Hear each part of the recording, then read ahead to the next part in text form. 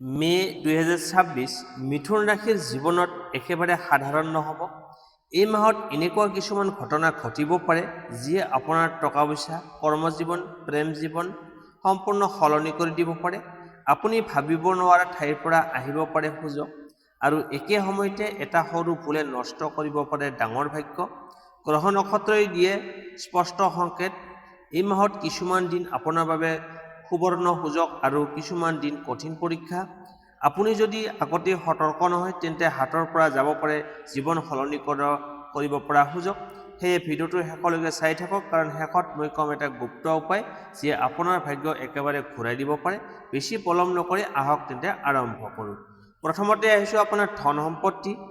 মে 2026 মিথুন ৰাশিৰ বাবে টকা পইচাৰ ক্ষেত্ৰত এটা অতি গুৰুত্বপূৰ্ণ আৰু পৰিৱৰ্তনশীল সময়। এই মাহত আপুনি ডাঙৰ সুযোগ পাব পাৰে, কিন্তু একে সময়তে কিছুমান ভুল সিদ্ধান্তই আপোনাক ক্ষতিও দিব পাৰে। প্ৰথমতে ভাল খবৰটো কওঁ, মাহৰ আৰম্ভণি অৰ্থাৎ 1 পৰা 10 মে'ৰ ভিতৰত টকা পইচাৰ আগমন হোৱাৰ শক্তিশালী যোগ আছে। আপুনি যি কাম কৰি আছে তাৰ পৰা অতিৰিক্ত ইনকাম বা লাভ পাব পাৰে। ব্যৱসায়ীসকলৰ ক্ষেত্ৰত নতুন ডিল বা গ্ৰাহক আহিব পাৰে, ইয়ে আপোনাৰ ইনকাম বঢ়াব।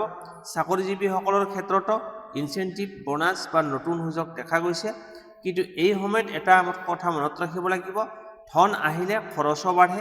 আপুনি যিমানেই উপাৰ্জন কৰক, যদি নিয়ন্ত্ৰণ নাথাকে তেন্তে সঞ্চয় কৰিব নোৱাৰিব। এতিয়া মাহৰ মাজভাগ অৰ্থাৎ 11 পৰা 20 মে, এইটো অলপ সংবেদনশীল সময় হ'ব পাৰে। এই সময়ত অপ্ৰয়োজনীয় খৰচ বাঢ়িব পাৰে, বিশেষকৈ বিলাসী বস্তু, ঘৰণি বা বন্ধুবৰ্গৰ লগত খৰচ হ'ব পাৰে। আপুনি হয়তো অনুভৱ কৰিব ধন আহিছে কিন্তু হাতত নাথাকে। এই সময়ত ঋণ লোৱা বা ডাঙৰ ইনভেষ্ট কৰাৰ পৰা আঁতৰি থাকক, কাৰণ এই সময়ত লোৱা সিদ্ধান্তবোৰে পিছত সমস্যাৰ কাৰণ হ'ব পাৰে। এতিয়া আহিছোঁ মাহৰ শেষ ভাগ অৰ্থাৎ 21 মে'ৰ পৰা 31 মে'। এইটো সময় হৈছে পুনৰ ধনৰ বাবে শক্তিশালী হৈ উঠিব। পুৰণি কোনো ধন ঘূৰি আহিব পাৰে বা ক'ৰবাত ফাঁচি থকা টকা পে'মেণ্ট হিচাপে আপুনি লাভ কৰিব পাৰে। ব্যৱসায়ীসকলৰ বাবে এই সময়ত লাভৰ পৰিমাণ বাঢ়িব পাৰে, বিশেষকৈ 24 মে'ৰ পৰা 26 মে' আৰু 29 মে'। 24 মে', 26 মে' আৰু 29 মে' এই তাৰিখবোৰত আপোনাৰ বাবে অত্যন্ত শুভ ধনৰ ক্ষেত্ৰত। এই দিনবোৰত আপুনি কোনো গুৰুত্বপূৰ্ণ আৰ্থিক সিদ্ধান্ত ল'ব পাৰে। এইকেইটা দিন এটা মাহৰ ডাঙৰ সংকেত লৈ আহিছে। ইনকাম আছে কিন্তু মেনেজমেণ্ট নাথাকিলে লাভ নাই। সেয়ে আপুনি এই মাহত বাজেট বনোৱা অত্যন্ত প্ৰয়োজন। সৰু সৰু সঞ্চয় আগন্তুক সময়ত ডাঙৰ সহায় হ'ব। এটা গুপ্ত টিপছ, এই মাহত যদি আপুনি বুধবাৰে সেউজীয়া বস্তু ব্যৱহাৰ কৰে বা দান কৰে তেন্তে আপোনাৰ টকা পইচাৰ ভাগ্য বেছি শক্তিশালী হ'ব। আৰু গছ-গছনি বা প্ৰকৃতিৰ লগত সংযোগ ৰাখিলে পজিটিভ এনাৰ্জি বাঢ়িব। মুঠতে ক'বলৈ গ'লে মিথুন ৰাশিৰ বাবে মে 2026 এটা সুযোগেৰে ভৰা মাহ। ধন আহিব, কিন্তু সেইটো ধৰি ৰাখিবলৈ আপুনি বুদ্ধিমত্তাৰে আগবাঢ়িব লাগিব। যদি আপুনি সঠিক সিদ্ধান্ত ল'ব পাৰে তেন্তে এই মাহেই আপোনাৰ আৰ্থিক অৱস্থা বহুত উন্নত কৰিব পাৰে। এতিয়া আহিছোঁ আপোনাৰ প্ৰেম আৰু দাম্পত্য জীৱন। মে 2026 মিথুন ৰাশিৰ প্ৰেম আৰু দাম্পত্য জীৱনত এটা অতি ৰোমাঞ্চৰ কিন্তু কিছুমান ক্ষেত্ৰত পৰীক্ষামূলক সময় আহিছে। এই মাহত আপোনাৰ হৃদয় আৰু মগজুৰ মাজত সংঘাত হ'ব পাৰে। এফালে অনুভৱ, আনফালে বাস্তৱতা। প্ৰথমতে কথা কওঁ অবিবাহিত লোকসকলৰ বাবে। 1 মে'ৰ পৰা 10 মে'ৰ ভিতৰত আপুনি কাৰোবাৰ প্ৰতি আকৰ্ষিত হ'ব পাৰে। হঠাৎ আৰম্ভ হোৱা কানেকশ্যন হ'ব পাৰে। ছ'চিয়েল মিডিয়া, বন্ধুবৰ্গ বা কোনো অনুষ্ঠানত সাক্ষাৎকাৰ হ'ব পাৰে। এই সময়ত নতুন প্ৰেম আৰম্ভ হোৱা শক্তিশালী যোগ আছে, কিন্তু মনত ৰাখিব এইটো সঁচা প্ৰেম নে কেৱল আকৰ্ষণ সেয়া বুজিবলৈ অলপ সময় লওক। 11 পৰা 20 মে'ৰ ভিতৰত এই সময়ত কিছুমান কনফিউজন আহিব পাৰে। আপুনি হয়তো নিজৰ অনুভৱত সন্দেহ কৰিব পাৰে বা সাম্প্ৰতিক সম্পৰ্কত ভুল বুজাবুজি হ'ব পাৰে। কোনো কথা লুকুৱাই নাথাকিব। কমিউনিকেশ্যন হৈছে ইয়াৰ একমাত্ৰ সমাধান। এতিয়া কথা কওঁ ৰিলেশ্যনশ্বিপত থকা বা বিবাহিত লোকসকলৰ বাবে। মাহৰ আৰম্ভণি 1 পৰা 10 মে'। এই সময়ত আপোনালোকৰ মাজত ভাল বুজাবুজি আৰু বণ্ডিং দেখা যাব। আপুনি আপোনাৰ সংগীৰ লগত ভাল সময় কটাব পাৰিব। কোনো পুৰণি সমস্যা থাকিলে এই সময়ত সেয়া ঠিক কৰাৰ সুযোগ পাব। 11 পৰা 20 মে' এইটো অলপ সংবেদনশীল সময়। সৰু সৰু কথাত তৰ্ক বা মনোমালিন্য হ'ব পাৰে, বিশেষকৈ কমিউনিকেশ্যন গেপৰ বাবে সমস্যা বাঢ়িব পাৰে। আপোনাৰ সংগীয়ে হয়তো অনুভৱ কৰিব আপুনি তেওঁক ইগনোৰ কৰি আছে। সেয়ে এই সময়ত আপুনি অলপ সাৱধান থাকিব লাগিব। কোনো কথাত ততাতৈয়াকৈ ৰিয়েক্ট নকৰিব আৰু সংগীৰ কথা মনোযোগ দি শুনিব। 21 পৰা 31 মে এইটো ৰিলেশ্যনশ্বিপৰ বাবে হিলিং আৰু ৰোমান্টিক সময়। আপোনালোকৰ মাজত পুনৰ মিঠাচ আহিব। যদি কোনো সমস্যা হৈছিল সেয়া এই সময়ত ঠিক হ'ব। একেলগে সময় কটোৱা, ফুৰিবলৈ যোৱা বা সৰু সৰু ছাৰপ্ৰাইজ দিয়া এইটো আপোনাৰ বাবে উত্তম সময়। এই মাহত এটা ডাঙৰ message, love grows with understanding not argument. যিমানেই তৰ্ক কৰিব সিমানেই দূৰত্ব বাঢ়িব। কিন্তু যদি আপুনি বুজাবুজি আৰু ধৈৰ্য ৰাখে তেন্তে প্ৰেম আৰু গভীৰ হ'ব। আৰু এটা গুপ্ত টিপছ, এই মাহত যদি আপুনি শুক্ৰবাৰে আপোনাৰ সংগীক সৰু উপহাৰ দিয়ে বা একেলগে সময় কটায় তেন্তে সম্পৰ্কত মিঠাচ বহুগুণে বাঢ়িব আৰু হৃদয়ৰ পৰা কোৱা কথাই এইটোতে আপোনাৰ সকলো সমস্যাৰ সমাধান হ'ব। মুঠতে ক'বলৈ গ'লে মিথুন ৰাশিৰ বাবে মে 2026 প্ৰেম জীৱনত নতুন আৰম্ভণি, কিছুমান পৰীক্ষা আৰু শেষত এটা সুন্দৰ সমাধান লৈ আহিছে। যদি আপুনি হৃদয়ৰ পৰা ভাল পোৱা দিয়ে আৰু সংগীক বুজিবলৈ চেষ্টা কৰে তেন্তে এই মাহত আপোনাৰ সম্পৰ্কক আৰু বেছি শক্তিশালী কৰি তুলিব। এতিয়া আহিছোঁ আপোনাৰ কৰ্মজীৱন। মে 2026 মিথুন ৰাশিৰ কৰ্মজীৱনত এটা ডাঙৰ পৰিৱৰ্তনৰ সংকেত দিছে।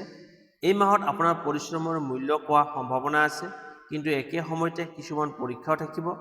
প্ৰথমতে আৰম্ভ কৰি মাহৰ প্ৰথম আৰম্ভণিতে 1 পৰা 10 মে এই সময়ছোৱাত আপোনাৰ কৰ্মজীৱনত গতি আহিব। অফিচত আপোনাক কামত প্ৰশংসা কৰা হ'ব পাৰে।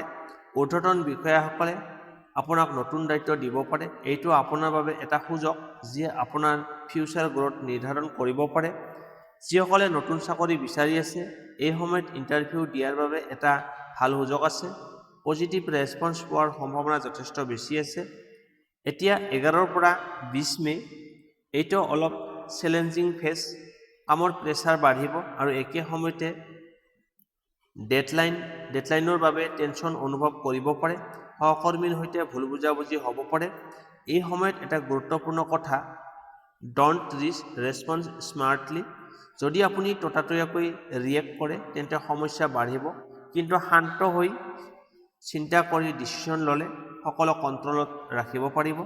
ব্যৱসায়ীসকলৰ বাবে এই সময়ত নতুন ডিল ফাইনেলাইজ কৰাৰ আগতে ভালদৰে চিন্তা ভাৱনা কৰি ল'ব। কোনো ডকুমেণ্টছ নপঢ়াকৈ চাইন নকৰিব। এই মাহত শেষ অংশ 21 পৰা 31 মে এইটো আপোনাৰ বাবে গল্ডেন ফেজ হ'ব পাৰে। আপুনি যি কাম আগতে কৰিছিল তাৰ ফল এই সময়ত দেখা পাব। প্ৰমোশ্যন, ইনক্ৰিমেণ্ট বা নতুন সুযোগ পোৱাৰ সম্ভাৱনা আছে। বিশেষকৈ 23 মে, 26 মে আৰু 30 মে এই তাৰিখবোৰ কৰ্মজীৱনৰ বাবে অত্যন্ত শুভ হ'ব। এই দিনবোৰত আপুনি নতুন প্ৰজেক্ট আৰম্ভ কৰিব পাৰে আৰু নিজৰ আইডিয়াৰ প্ৰশংসা কৰিব পাৰে।